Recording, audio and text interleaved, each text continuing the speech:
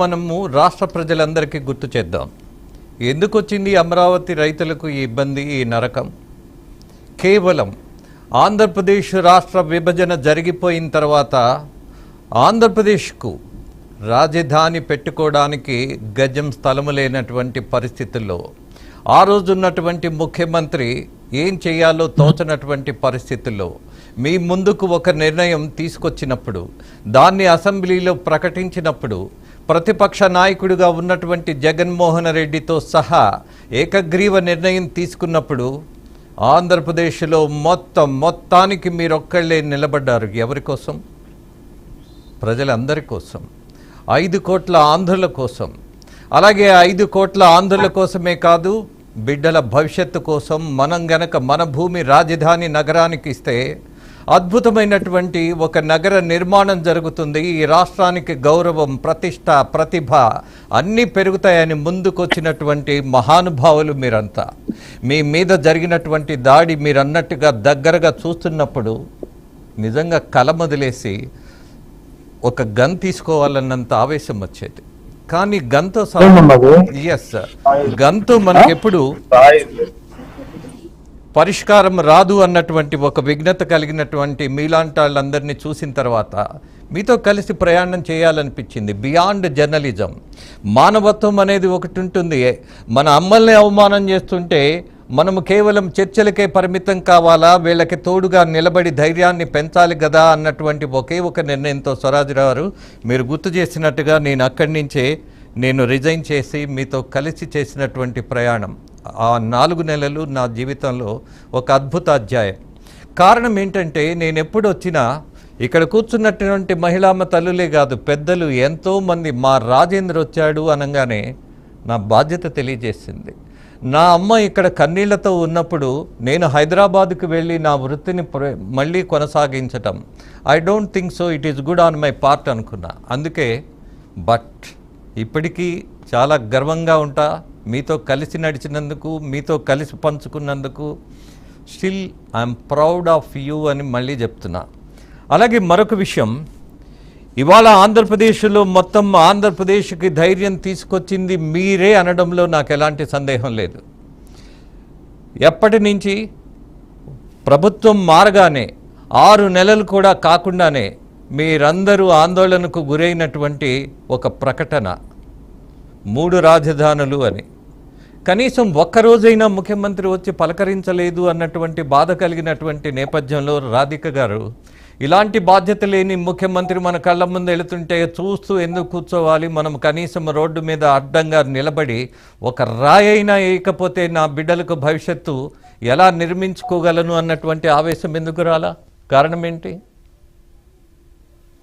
ఇది మన లక్ష్యం. గాంధేయ మార్గంలో చేద్దాం అనుకున్నాం కానండి, ఏ రోజు కూడా అసలు మా సిద్ధాంతం ఏంటంటే, ఎప్పుడు కూడా హింసకి ప్రేరేపించడంలో మనం సాధించేది ఏమీ లేదు.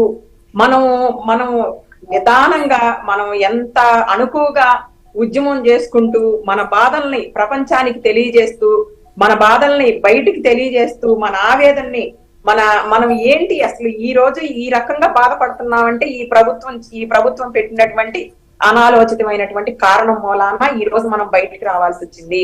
ఇది మనది ఏదైనా సిద్ధాంతం అనేది ఉంది ఏంటంటే, సిఆర్డి ఏది రైతులకి ప్రభుత్వానికి ఏదైతే అగ్రిమెంట్ జరిగిందో ఆ అగ్రిమెంట్ ని కంటిన్యూ చేయమని ఒకే ఒక లక్ష్యంతో పోరాడాం గాని, ఏ రోజు కూడా ప్రభుత్వాన్ని అనవసరంగా విమర్శించడం గాని, మరి వాళ్ళ ఫ్లెక్సీలు పెట్టారు, వాళ్ళ మరి వాల్ పోస్టర్లు ఉన్నాయి, అవన్నీ ఏది కూడా మేము చెరిపేసినటువంటి మరి పరిస్థితులు లేవండి. ఏ రోజు ముఖ్యమంత్రి గారు కేబినెట్ మీటింగ్ కి వెళ్తున్నా, అసెంబ్లీ సమావేశాలకు వెళ్తున్నా, మరి మమ్మల్ని జైల్లో పెట్టినట్టు ఆ శిబిరంలో నుంచి బయట ముళ్ళకంచెలేసేవాళ్ళు, మరి పరదాలు కట్టేవాళ్ళు, మరి ఎంతో మంది పోలీసుల్ని మా ముందు నిలబెట్టేవాళ్ళు. మా ఆవేదన అసలు ఈ ముఖ్యమంత్రికి ఎలా తెలుస్తుంది? అసలు తెలుసా తెలీదా? విననట్టు నటిస్తున్నాడా, వింటున్నాడా అని చెప్పి అసలు ఏం చెయ్యాలి మేము నినాదాలు చేసుకుంటూ బయట అక్కడ ఫుట్ పాత్ మీదకి వచ్చి ఆ జెండాలు పట్టుకొని జెండాలు ఊపుతా ముఖ్యమంత్రి చూస్తాడేమో ఒక ఆశతోటి, కనీసం జాలి కలిగిద్దేమో, కనీసం ఏదన్నా ఒక మనిషే కదా, రాక్షసుడు అని అప్పటి వరకు తెలియదు, కానీ రాక్షసుడు అనమాట. రావణాసురుడి కన్నా కూడా జగనాసురుడు అనే అతను ఇంకా పెద్ద ప్రమాదమైనటువంటి వ్యక్తి. అలాంటి వ్యక్తి అని మాకు తెలియదండి. ఏదో కనికరం చూపిస్తాడేమో అని చెప్పి బయట ఫుట్పాత్ మీదకి వచ్చి కూడా ఉద్యమం చేసి చూస్తాడేమో, మనం ఇంకా ఎందుకు వీళ్ళు ఉద్యమం చేస్తున్నారని కనీసం చూడకుండా పలకరించకుండా మేమేదో నేరం చేసిన వాళ్ళం లాగా, మేమేదో మరి ఒక టెర్రరిస్టులు లాగా వారికి కనిపించాం గాని వారికి అలాంటి నేపథ్యంలో కూడా మేము ఫ్లెక్సీలు పగలగొట్టడం గాని కారు మీద రాయేద్దాం అని ఆలోచన అసలు రాలేదండి మాకు. ఎంతసేపటికి గాంధేయ మార్గంలో చేద్దాము, మనము ప్రజల మద్దతు తీసుకుందాము, మనం చేసేది న్యాయ పోరాటం, మనం చేసేది ధర్మ పోరాటం, మనం చేసేది ఎవరి ఆస్తులు ఇయ్యమని అడగట్లేదు, మనకి జరిగినటువంటి అగ్రిమెంట్ మాత్రమే కంటిన్యూ చేయమని అడుగుతున్నాము. ఈ ప్రభుత్వం ఇలాంటి ఆలోచనలతోటి మనల్ని బాధ పెడుతుంది అని చెప్పి మేము ప్రతి ఒక్క నాయకుడి దగ్గరికి, ప్రతి ఒక్క మరి ఎవరు పడితే వాళ్ళ దగ్గరికి రాష్ట్రం మొత్తం తిరిగి ఎక్కడికి ఎవరు వచ్చి మనకి ఉపశాంతిగా మనకి రాజధాని అమరావతి అని చెప్పి మాటలు చెప్తారో, ఓదారుస్తారో అని చెప్పి ఎదురు చూసి అలాగే మాకు ఏ కార్యక్రమం చేసినా కూడా, రాజధాని అమరావతిలో ఏ కార్యక్రమం చేసినా కూడా రాష్ట్ర ప్రజలందరూ కూడా మాకు చేయూతనిచ్చారు. వారికి అందినటువంటి వారికి చేయాల్సినటువంటి సహాయం సహకారాలన్నీ అందించారండి. మాకు అప్పుడు ధైర్యం వచ్చిందండి, అమరావతి ఎక్కడికి పోదు, వీళ్ళ మద్దతు కూడా మాకుంది, అమరావతి అంగుళం కూడా కదిలించలేడు, అమరావతి అనేది సిఆర్డిఏ చట్టం ద్వారా ఇక్కడ బలంగా ఉంది, ప్రభుత్వం అనేది ఏ నిర్ణయం తీసుకున్నా పద్దాకులు మార్చడానికి పదే మార్చడానికి అమరావతి ఏం కూరగాయల కొట్లు కాదు, ఇదేమన్నా ప్రతి ఇల్లు కాదు, కొంపగట్టుకుంటున్నానన్నాడు చెప్పాడు. కేవలం కమ్మ కులాన్ని అనేది ఆపాదించి ఈ రాజధానికి తన స్వలాభం కోసం, తన వ్యక్తిగత ప్రయోజనాల కోసం, వ్యక్తిగత ద్వేషంతో అమరావతిని తరలించాలని చెప్పి మరి ఈ రోజు చంద్రబాబు నాయుడు గారి మీద ద్వేషంతో అమరావతిని నాశనం చేయాలనుకున్నాడు, నాశనం చేశాడు.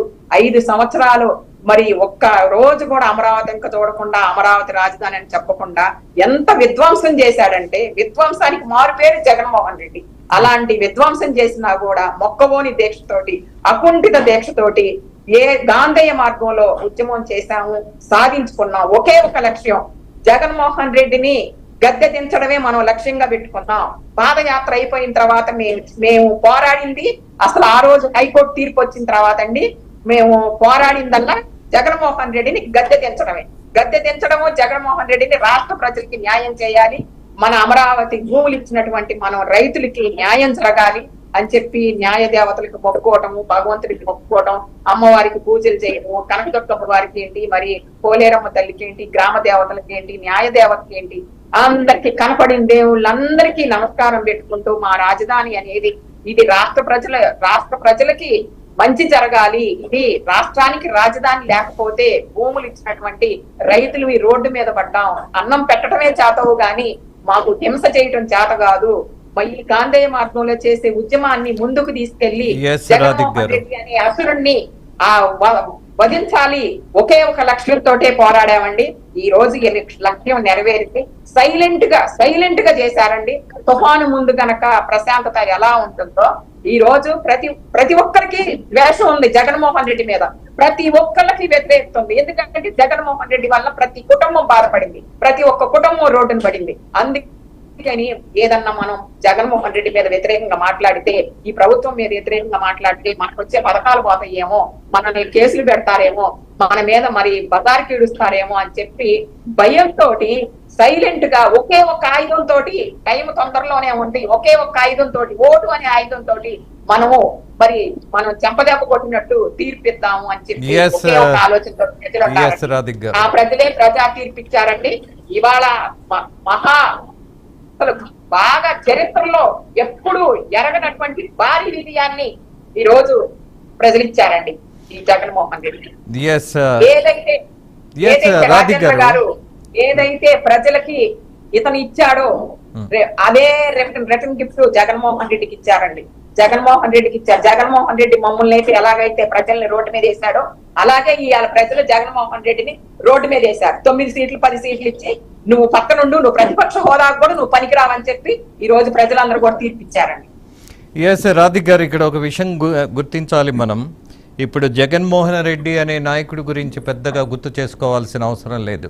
బట్ జరిగినటువంటి 5 సంవత్సరాల్లో మీరు పడ్డటువంటి బాధ, మీ కన్నీటికి సమాధానం ప్రజలు అందరూ కలిసి ఇచ్చినటువంటి ఒక నిర్ణయానికి పరిగెత్తాల్సిన పరిస్థితి వచ్చింది. మీరు అన్నట్టుగా ప్రతిపక్ష నాయకుడి హోదా కూడా లేదు. 151 నుంచి ఎక్కడికి పడిపోయారు అనంటే ఆ సంఖ్యను చూసి సిగ్గుతో చచ్చిపోతున్నారు. కారణం వాళ్ళు చేసుకున్నటువంటి స్వయంకృత అపరాధం.